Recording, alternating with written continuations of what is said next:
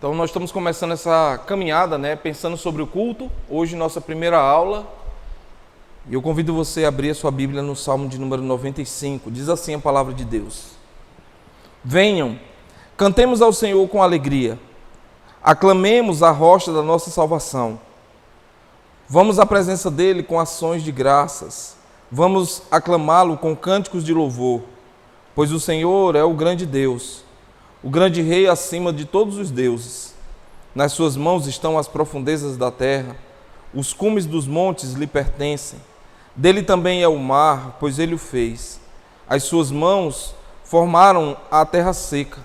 Venham, adoremos prostrados e ajoelhemo-nos diante do Senhor, o nosso Criador, pois ele é nosso Deus, e nós somos o povo do seu pastoreio, o rebanho que ele conduz. Hoje, se vocês ouvirem a sua voz, não endureça o coração como em Meribá, como aquele dia em Massá, no deserto, onde seus antepassados me tentaram, pondo-me à prova, apesar de terem visto o que fiz.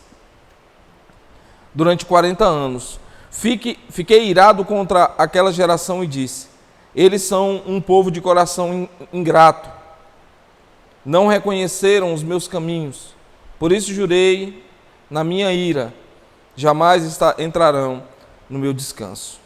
Então está aí um salmo de número 95, tem alguns espaços para você ir preenchendo aí na sua lição.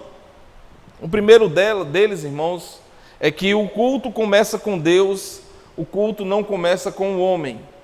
O culto começa com Deus, não começa com o homem. Então você pode preencher aí o seu espaço. O Salmo 95, irmãos, para nós é uma convocação, Deus convoca seu povo, é o que nós estamos vendo aí. O venham é uma linguagem de assembleia, tá? Tem um espacinho aí também para você preencher. O venham é uma linguagem de assembleia. O Salmo 95, irmãos, ele é um salmo congregacional, feito para ser usado no culto público. A ideia é o povo estava disperso em suas rotinas, em suas casas, no campo, em seus trabalhos. E então Deus disse: venham. Ou seja, irmãos, parem o que estão fazendo e se reúnam, porque algo santo está acontecendo, algo santo vai acontecer. Então isso é culto. O povo sendo ajuntado diante do Senhor. Cada vez que nós nos reunimos, irmãos, nós estamos respondendo a essa convocação, a essa santa convocação de Deus. Venham, para essa linguagem que nós intitulamos e escrevemos aí, essa linguagem de assembleia. Temos, irmãos, uma conexão com a palavra igreja aqui no Novo Testamento, que é eclesia, que é o ajuntamento, significa literalmente uma assembleia dos santos para fora. Então, irmãos, nós estamos respondendo a essa santa convocação e juntos como cristãos, como Assembleia de Deus, não estou falando da denominação Assembleia de Deus, mas essa Assembleia dos Santos que são chamados para fora. A igreja, irmãos, não é um grupo que decidiu se reunir por afinidade. É um povo que foi convocado. Então, nós estamos aqui porque nós gostamos das mesmas coisas, nós temos afinidade em tal ponto, nós pensamos assim na política, nós pensamos assim sobre finanças, nós pensamos... Não. Aqui é um ajuntamento do povo de Deus, é o povo de Deus reunido, um povo que foi convocado, tá? Por isso que ele disse: venham. No 1.2 aí, o 1.1.2, o venham é um ato de Deus chamar o homem. Venham é um ato de Deus chamar o homem. Algo comum, irmãos, que às vezes nós dizemos é: eu vou ao culto, Você já falou isso? E é uma verdade, nós vamos ao culto. Mas, irmãos, fica parecendo que somos nós que estamos propondo, Nós estamos propondo o encontro. E não é, isso não é uma verdade. Não é uma iniciativa humana. Não é uma apresentação nossa, um programa, uma expressão de nossa criatividade. Não, é uma resposta. O Salmo mostra, inclusive, essa lógica para nós. Deus é o centro, Deus é o Rei, Deus é o Criador, é Deus que chama. Então o culto é, antes de tudo, irmãos, uma resposta obediente à voz de Deus. Cada vez que você vem aqui, eu sei que tem você se organiza, você se programa o horário que você vai sair, você pensa na roupa que você vai vir e tal. Mas tudo isso, irmãos, é uma resposta a esse chamado de Deus, ou pelo menos deve ser uma resposta, assim que eu e você devemos pensar. 1.1.3, venham, presume ou pressupõe autoridade. Quem convoca, irmãos, é alguém que tem autoridade. Se seu amigo diz assim, vamos lá em casa, vamos comer um churrasco, vamos almoçar juntos, vamos fazer caminhada, isso é um convite, né? Está convidando você. Mas quando Deus diz venham, é diferente. É uma convocação. E é isso, irmãos, que o texto está dizendo para nós. Deus está chamando o seu povo à sua presença real. Quando nós chegamos, é o que vimos agora há pouco, na nossa introdução, nós chegamos diante de um rei, do rei dos reis, do Senhor dos senhores. Então o culto, irmãos, não é um momento casual, não é opcional. Isso aqui deve falar muito para nós. Para o crente, irmão, genuinamente crente, culto não é uma opção, se eu vou ou se eu não vou. Se não é uma questão legítima, irmão, de trabalho, de doença, de viagem, o crente está no culto. Não, eu acho que hoje eu não vou não. Eu já olhei aqui, o pastor prega em sequência, e eu sei que amanhã ele vai pregar em Atos tal. Eu olhei, já dei uma lida no texto aqui e eu não vou não. Não existe isso, irmão. Para o crente genuíno, você pode fazer, evidentemente. Mas lembre-se diante de quem que você está fazendo. Você não pode fazer isso pensando no pastor, pensando nos irmãos, pensando no calor, pensando nisso ou naquilo, né? Porque a gente está respondendo a essa convocação de Deus para nós. O culto, irmãos, é uma audiência diante do Rei do Universo. Pensa sobre isso. Imagine que você receba uma intimação do juiz. Dia tal, tal hora, em tal lugar, você vem, ou então você vai preso. Bem que ele não diga se você vai preso. Você falta? Não falta. Você vai. Mas imagine diante do Rei dos Reis, irmãos, do Juiz dos Juízes. Então essa audiência não pode ser faltada. Então até por isso, irmãos, o texto não diz assim, venham se alegrar, venham cantar, venham celebrar. Não é isso que o texto está dizendo para nós. Ele diz, venham, adoremos. Ele ainda diz outra coisa aí, ajoelhemo-nos. Essa convocação, irmãos, ela carrega esse peso de trono, de chegar diante do rei. Eu gosto muito desses filmes que contam essas histórias de reis, né? E elas, via de regra, mostram, quando as pessoas chegam ali na presença do rei, elas fazem um sinal, elas baixam a cabeça, nem olhar para o rei assim eles não olhavam, baixavam a cabeça, tinha uma reverência ali, e aí o rei dava uma autorização para que ele pudesse falar. Então é mais ou menos isso aí, irmãos. 1.1.4, irmãos, o culto é uma aproximação permitida, que eu acabei de dizer. Se Deus está chamando, isso significa que Ele está abrindo o caminho para o seu povo se aproxime. Porque por natureza, irmãos, pecadores não poderiam simplesmente entrar na presença de um Deus santo, ou não podem. Então quando Deus diz, venham, existe essa mensagem, né, implícita. Estou permitindo que vocês se aproximem. É Deus falando isso para nós. Isso, irmãos, é o Evangelho. Só podemos atender esse chamado porque existe um mediador. Lembra do finalzinho do nosso primeiro momento aqui? É por causa de Cristo que nós nos aproximamos. Então, nós só podemos nos aproximar por causa desse mediador. Então, o Salmo, irmãos, não explica isso completamente, mas no Novo Testamento a gente entende. Abra sua Bíblia aí, alguém pode abrir e ler, por favor? 3 irmãos vão abrir, por favor, 3 textos. João 14,6 é o primeiro. Outro irmão abre em Hebreus 10, de 19 a 22. Um outro irmão, por favor, abra em 1 Pedro 3,18. João 14,6 é o nosso primeiro texto. Quem abriu, por favor, pode ler.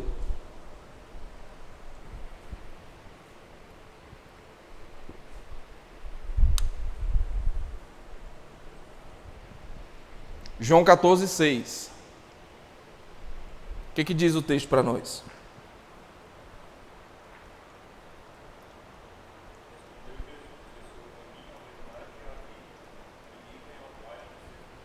Então, Jesus é o acesso, ok? Jesus é o acesso. Hebreus 10, de 19 a 22. O que diz esse texto? Quem encontrou pode ler, por favor.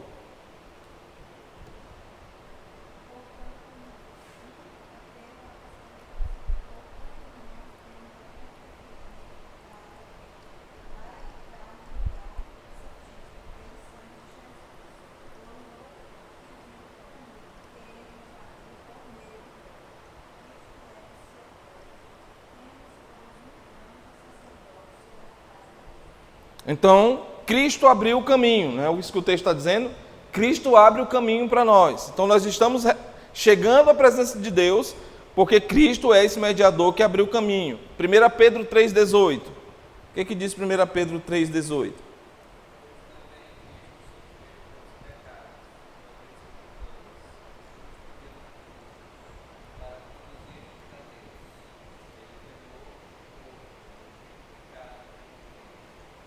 Então, Cristo nos leva ao Pai.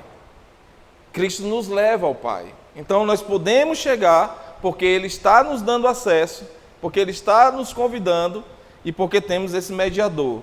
Assim, irmãos, o venham do Salmo 95 se torna em Cristo um chamado ainda mais glorioso. Deus não apenas manda vir, Ele providencia o caminho para vir. Que Deus maravilhoso, irmãos. É um Deus que diz, venham, Ele diz assim, para aí. Você vai vir, mas eu estou mandando aí, está passando aí um ônibus para buscar você. Ele chama você, Ele te convoca e Ele ainda te dá o meio pelo qual você chega até aqui. Deus é bom demais, irmãos. 1.1.5, o culto é Deus reunindo um povo diante de si. O culto, irmãos, é Deus chamando o povo para estar diante dEle. Esse é o coração do culto bíblico. O culto não é primeiramente o povo vindo a Deus, é Deus reunindo o povo. E isso aparece, irmãos, em toda a Escritura. É o que nós chamamos de teologia bíblica. Talvez nós não vamos conseguir ler todos os textos, mas eu quero ler alguns textos com os irmãos. O primeiro deles, pensando em Deus convocando Israel lá no Sinai. Abra sua Bíblia em Êxodo, capítulo 19.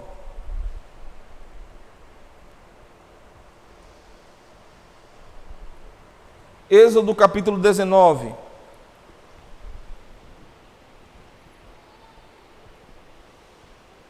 Êxodo 19, a partir do versículo 3, diz assim: Logo Moisés subiu o monte para encontrar-se com Deus, e o Senhor o chamou do monte, dizendo: Diga o seguinte aos descendentes de Jacó e declare aos israelitas: Vocês viram o que fiz ao Egito, e como os transportei sobre asas de águias, e os trouxe junto a mim. Agora, se me obedecerem fielmente, olha o que Deus está falando ao povo, irmãos. Se me obedecerem fielmente, guardarem minha aliança, vocês serão o meu tesouro pessoal entre todas as nações. Embora toda a terra seja minha, vocês serão para mim um reino de sacerdotes e uma nação santa. Essas são as palavras que você dirá aos israelitas. Moisés voltou, convocou as autoridades do povo e lhes expôs tudo o que o Senhor havia mandado que ele falasse. O povo todo respondeu unânime: Faremos tudo o que o Senhor ordenou. E Moisés levou ao Senhor a resposta do povo. Versículo 16. Ao amanhecer do terceiro dia, houve trovões e raios, uma densa nuvem cobriu o monte, e uma trombeta ressoou fortemente. Todos no acampamento tremeram de medo. Moisés levou o povo para fora do acampamento, para encontrar-se com Deus, e eles ficaram ao pé do monte. Então Deus chama o povo para encontrar-se com Ele no monte. Então Deus convocou Israel no Sinai. Levítico capítulo 23.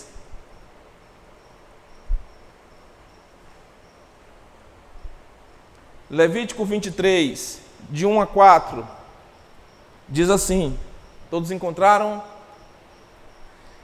Disse o Senhor a Moisés: Diga o seguinte aos israelitas: Estas são as minhas festas, as festas fixas do Senhor, que vocês proclamarão como reuniões sagradas. Em 6 dias realizem os seus trabalhos, mas o 7º dia é sábado, dia de descanso e de reuniões sagradas. Não realizem trabalho algum, onde quer que morarem, será sábado dedicado ao Senhor. Então Deus convocou o povo para festas solenes. Deus está dizendo, vocês vão trabalhar quantidade de dias, mas um dia vocês vão, e é bem explícito aqui no finalzinho do versículo 4, né? 3. O 4 ele ainda diz, essas são as festas fixas do Senhor, as reuniões sagradas que vocês proclamarão no tempo devido. Mas olha o que ele diz no versículo, no finalzinho do versículo 3. Onde quer que morarem, será sábado dedicado ao Senhor. Não realizem trabalho algum, que vocês se reúnem. Então Deus convoca esse povo para as festas. Deus convocou a congregação diante do tabernáculo, Levítico 8.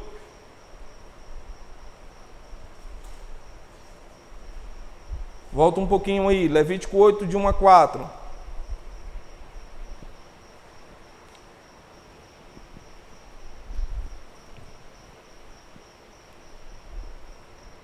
Levítico 8, de 1 a 4.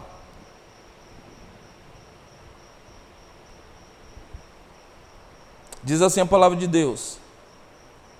O Senhor disse a Moisés, tragarão os seus filhos, suas vestes, o óleo da unção, o novilho para a oferta pelo pecado, os 2 carneiros e o cesto de pães sem fermento, e reúna toda a comunidade à entrada da tenda do encontro.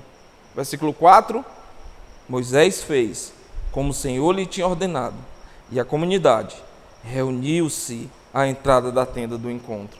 Deus convoca, irmãos, a congregação. Moisés reúne aqui, então, toda a congregação à entrada da tenda. Números 10, de 1 a 3. Aqui nós vamos... Escola bíblica, tá, irmãos? Bíblia para lá, Bíblia para cá, Bíblia. Números 10, de 1 a 3. Diz assim, o Senhor disse a Moisés, faça 2 cornetas de prata batida a fim de usá-las para reunir a comunidade e para dar aos acampamentos o sinal para partirem. Quando as 2 cornetas tocarem, a comunidade inteira se reunirá diante de você à entrada da tenda do encontro. Eu me lembro, irmão, de cidades pequenas, no Piauí tinha muito, não sei aqui no Maranhão, mas eu me lembro uma cidade chamada Itaueira, né? A gente tinha um trabalho missionário lá quando eu morava em Floriano, e a gente ia, e no domingo, a igreja católica, ela tocava aquele sino, avisando que dali um tempo, a missa começaria, e a gente via as pessoas indo. É mais ou menos o que está acontecendo aqui. Ele diz, você prepara 2 cornetas, e ele fala o jeito que ela deve ser batida, e quando essas cornetas forem tocadas, o povo se reúne. Então, irmãos, trombetas para convocar a assembleia. Aqui é uma coisa apocalíptica já, irmãos. A gente tem uma visão aqui do Apocalipse. As trombetas vão soar. Irmão, quando você vê as cornetas, as trombetas tocando, é ali, irmãos, é ali, já foi. É ali que o Senhor vai vir buscar a sua igreja, e nós vamos pegar o voo de ida, só de ida. Números 8, volta um pouquinho aí, Números 8, de 1 a 3, desculpe, Neemias.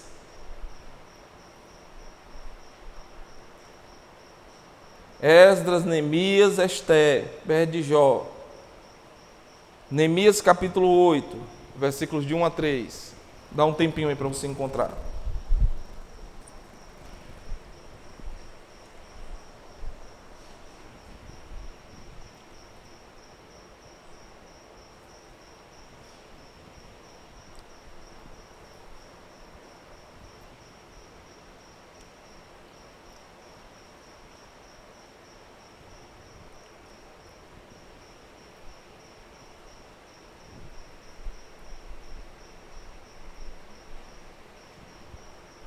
Neemias 8, de 1 a 3, diz: Quando chegou o 7º mês e os israelitas tinham se instalado em suas cidades, todo o povo juntou-se como se fosse um só homem na praça, em frente da porta das águas. Pediram ao escriba Esdras que trouxesse o livro da lei de Moisés, que o Senhor dera a Israel. Assim, no primeiro dia do 7º mês, o sacerdote Esdras trouxe a lei diante da assembleia, que era constituída de homens e mulheres e de todos os que podiam entender. Ele a leu em alta voz, desde o raiar da manhã até o meio-dia, de frente para a praça, em frente da porta das águas, na presença dos homens, mulheres e de outros que podiam entender. E todo o povo ouvia com atenção a leitura do livro da lei. A leitura do livro da lei. Então, irmãos, o povo se reúne como um só homem em Jerusalém. Unanimidade aqui. O povo se reúne unânime para ouvir a palavra de Deus. A centralidade da Escritura no culto aqui, irmãos. Esses dias eu estava, domingo, acho que eu mencionei sobre isso. Estávamos num lugar, música, e alguém disse: agora rapidamente nós vamos ouvir a palavra. O pastor vai trazer uma palavra. Não aconteceria isso nesse ajuntamento aqui, irmãos. A centralidade da Escritura no culto é algo primordial. Por isso que nós dedicamos tanto tempo ao estudo da palavra, porque é assim que Deus está nos convocando a fazer. Deus convoca a igreja em Cristo. Hebreus capítulo 10, nós vimos, na verdade nós lemos 12, mas vamos lá para ler o 10 também. Hebreus capítulo 10, versículos 24 e 25.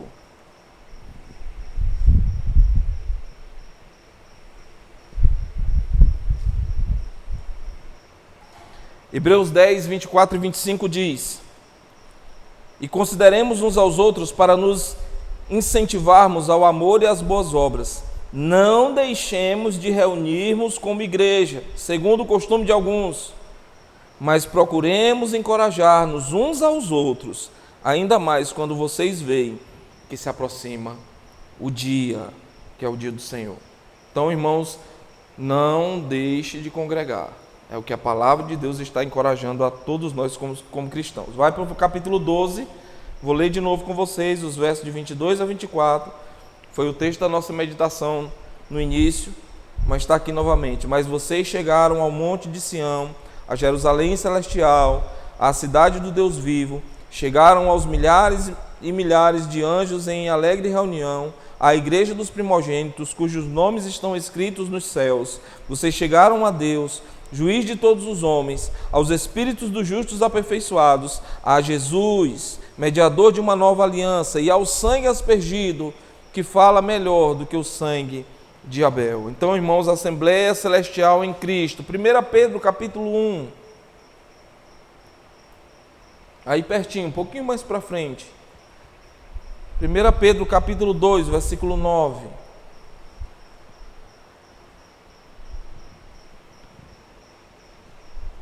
Pedro 2,9.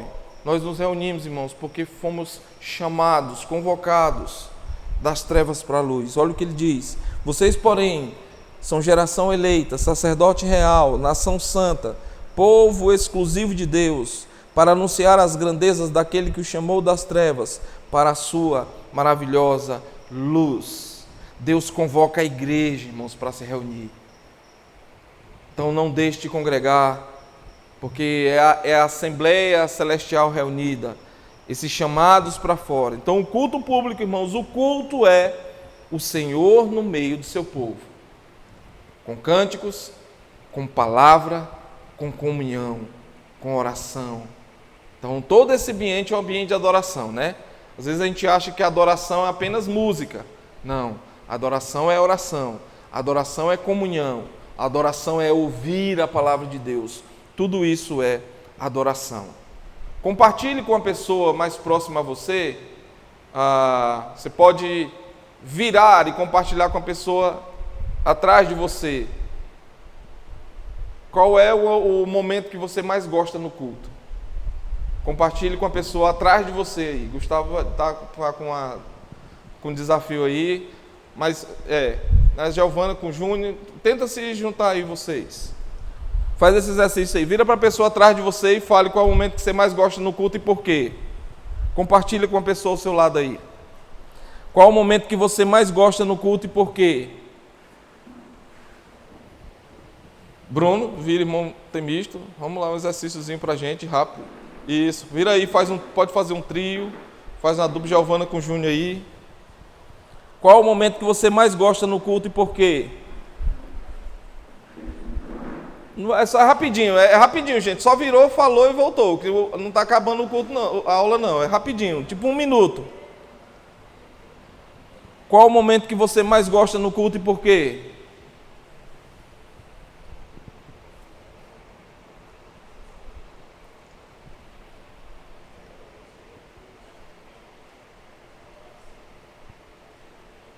Ok? Foi?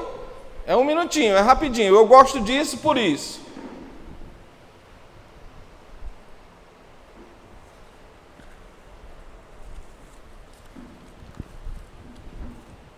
Vamos lá. Ok, é só para a gente ir quebrando o gelo.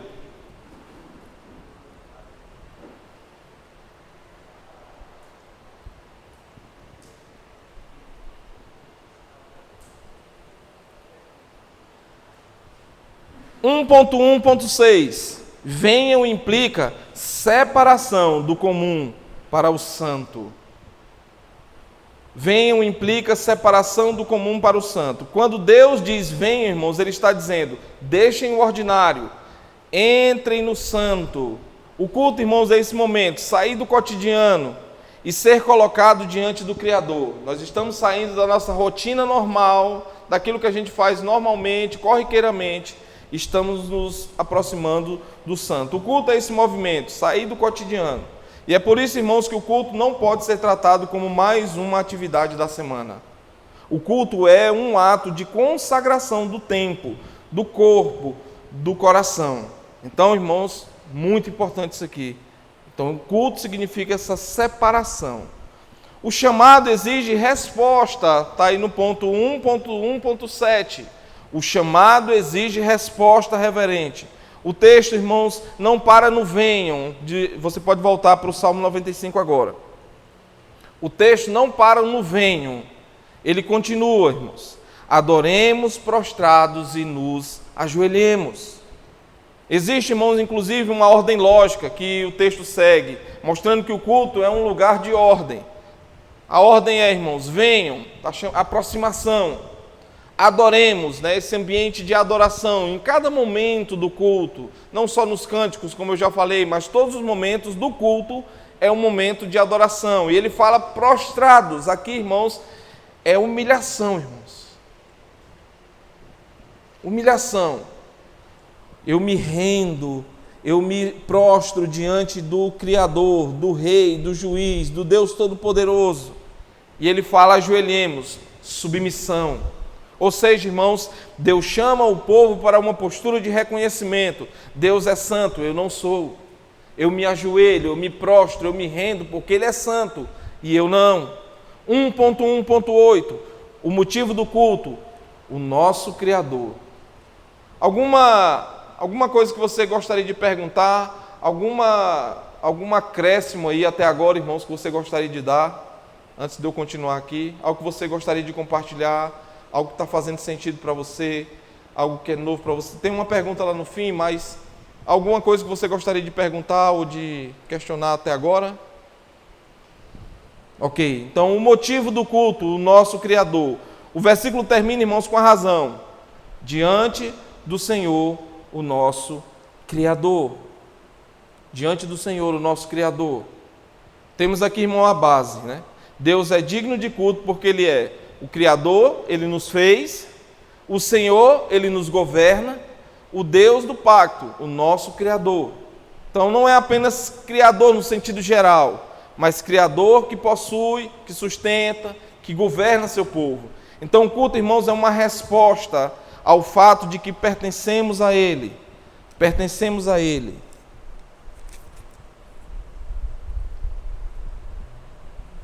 O versículo que eu estava falando aí é o versículo 6, tá?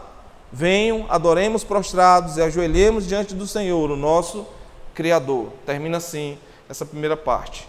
Então, o culto, irmãos, é essa resposta ao fato de que pertencemos a eles. Agora eu quero ir com você para Isaías capítulo 6, um outro texto. Isaías capítulo 6.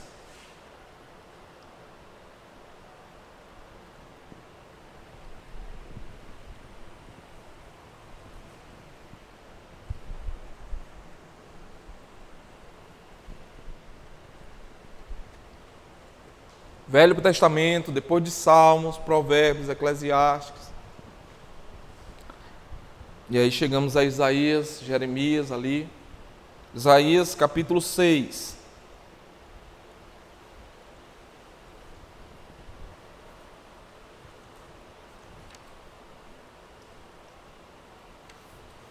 Aqui vai ser uma passagem bem rápida, mas gostaria de falar um pouco sobre isso. Diz assim a palavra de Deus: no ano em que o rei Uzias morreu, eu vi o Senhor assentado num trono alto e exaltado, e a aba de sua veste enchia o templo. Acima dele haviam serafins, cada um deles tinha 6 asas, com 2 cobriam o rosto, com as 2 cobriam os pés, e com 2 voavam. E proclamavam uns aos outros, atenção: Santo, Santo, Santo é o Senhor dos exércitos, a terra inteira está cheia de sua glória. Ao som de suas vozes, os batentes das portas tremeram, e o templo ficou cheio de fumaça. Então gritei: ai de mim, estou perdido, pois sou um homem de lábios impuros, e vivo no meio de um povo de lábios impuros.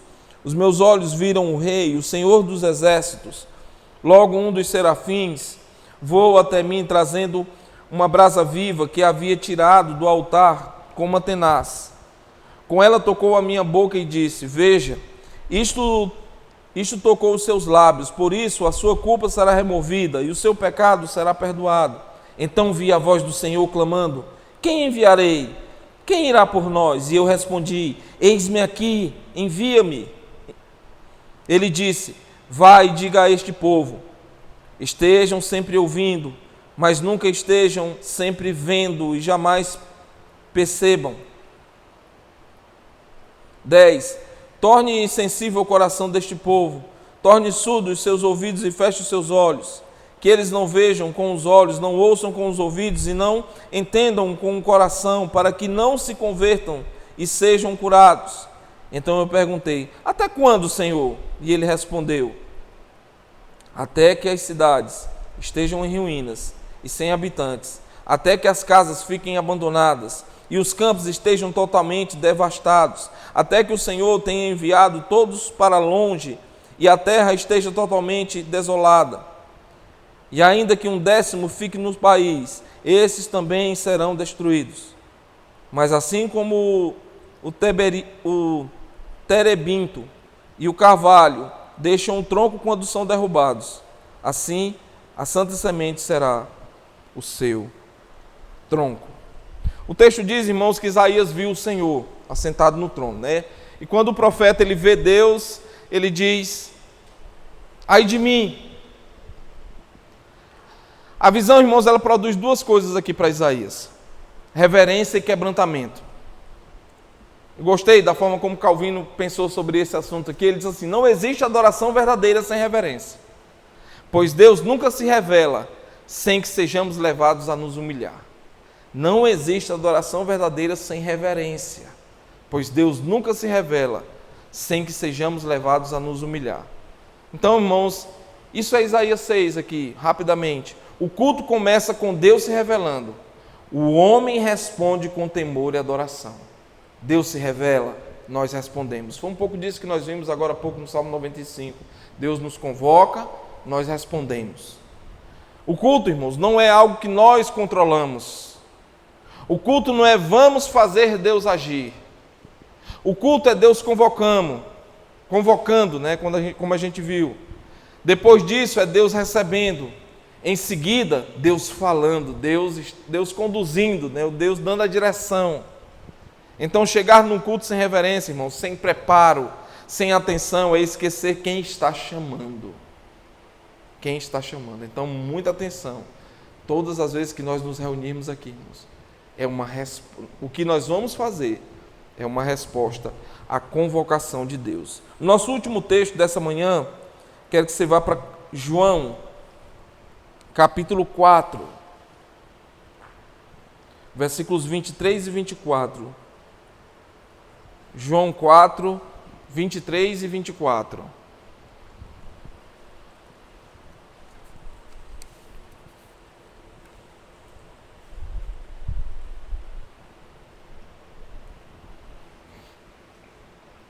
Evangelho de João, capítulo 4, versículos 23 e 24. Diz: No entanto, está chegando a hora, e de fato já chegou, em que os verdadeiros adoradores adorarão o Pai em espírito e em verdade. São estes os adoradores que o Pai procura. Deus é espírito, e é necessário que os seus adoradores o adorem em espírito e em verdade. Então, para início aí, irmãos, o culto é um diálogo entre Deus e seu povo. O culto é um diálogo, tem um espaço aí para você preencher entre Deus e seu povo. O texto diz: agora vamos, adorar a esse Deus. Jesus diz: os verdadeiros adoradores adorarão o Pai em espírito e em verdade. Duas coisas aqui. Primeiro, em espírito, um coração regenerado. Quem vai adorar, irmãos, teve seu coração regenerado, transformado, mudado, convertido ao Senhor. Em verdade, através dessa revelação bíblica, o que nós vamos fazer não saiu da nossa cabeça. O que nós vamos fazer não saiu da minha criatividade. O que nós vamos fazer é aquilo que o próprio Deus já disse que deve ser feito. É o que Deus já disse que deve ser feito. Nós vamos apenas obedecer, um coração obediente. Então, irmãos, aqui essa ideia moderna de que a adoração é do jeito que eu sinto, não existe, ela é refutada aqui. Adoração não é do jeito que eu sinto. Adoração não é sentir, irmãos, por mais que nós sejamos seres que sentem. A adoração é resposta ao chamado de Deus, ao convite de Deus. E nós vimos no primeiro texto as formas como Deus está nos chamando a fazer. Tem canção, tem oração, tem palavra, Então, está ali o modelo que nós devemos obedecer durante o culto. A adoração verdadeira é do jeito que Deus revelou. 2.1 aí, Deus fala, o povo responde. Deus fala, o povo responde. Nós vimos que é um diálogo, Então, Deus fala, o povo responde. O culto é um diálogo porque Deus fala primeiramente por meio da palavra. Deus fala, nós respondemos, cantando, orando, esse diálogo. E o povo responde com louvor, com oração, com confissão, com fé. A Bíblia, irmãos, não apresenta a pregação como uma palestra motivacional. Eu vejo por aí, irmãos, isso acontecendo. Então as pessoas elas vão para ver o que Deus vai falar para mim, como é que Ele vai fazer eu me sentir melhor. Irmãos, pregação não é como eu vou me sentir melhor. Pregação é como eu vou me parecer mais com Jesus. É por isso que há pregação. É o que Deus, como Deus vai fazer, e Ele usa isso por meio da palavra, com que eu me pareça mais com Jesus. Então a minha resposta ao que Ele falou vai dizer se eu estou me parecendo mais ou não.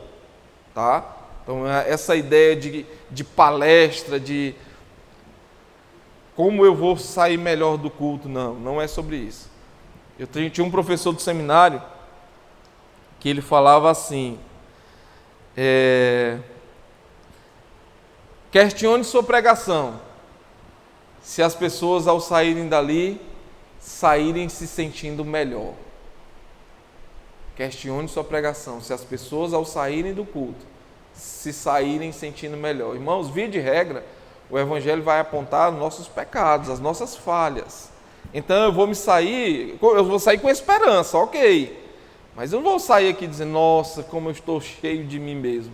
Não, é para apontar os pecados, é para mostrar a esperança que é Cristo Jesus. É como eu vou me parecer mais com Jesus.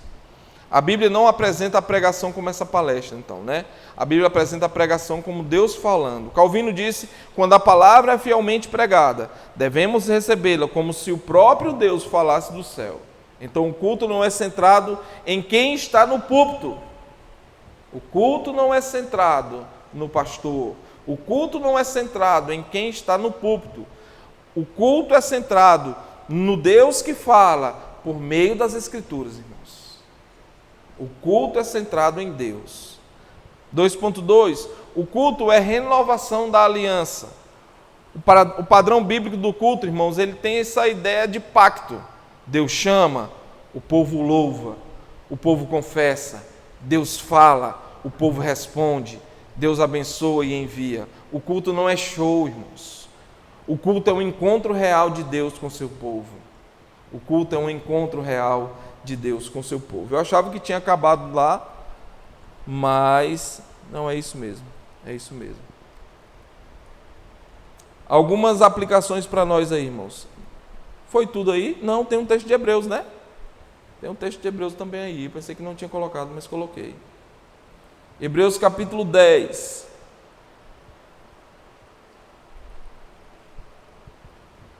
Hebreus capítulo 10, versículo 19 a 22.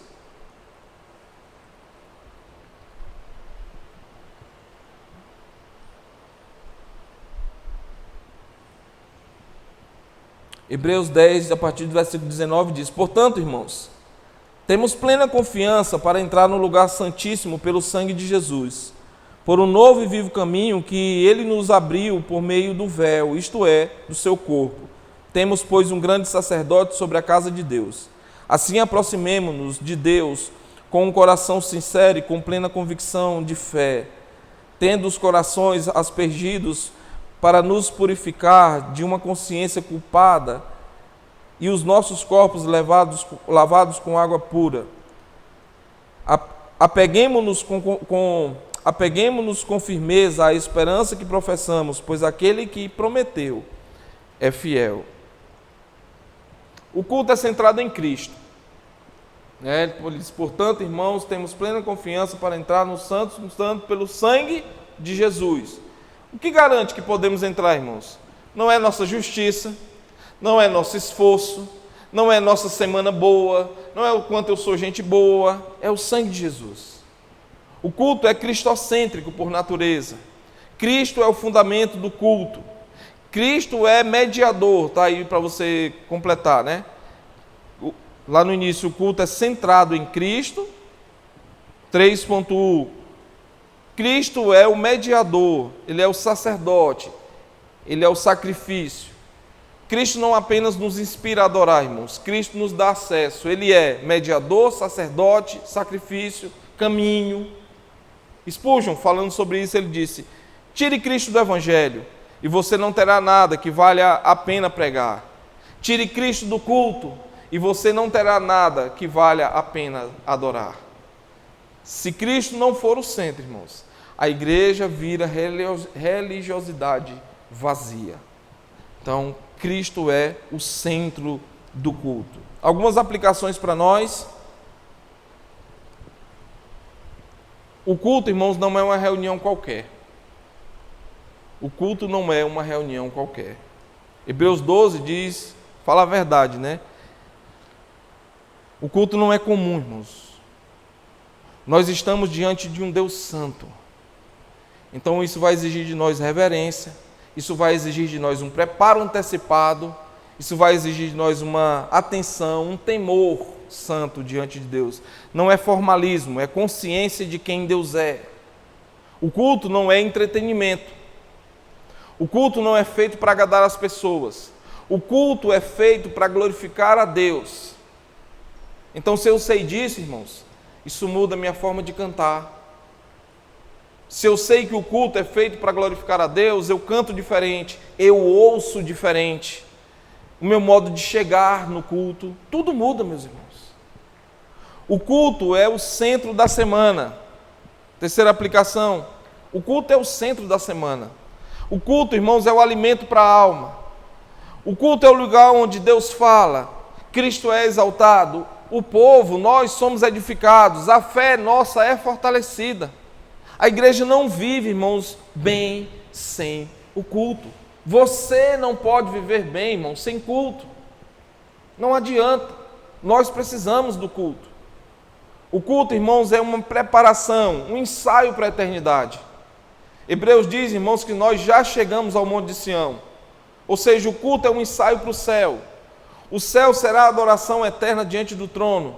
O culto é um treinamento para a eternidade. O culto é um treinamento para a eternidade.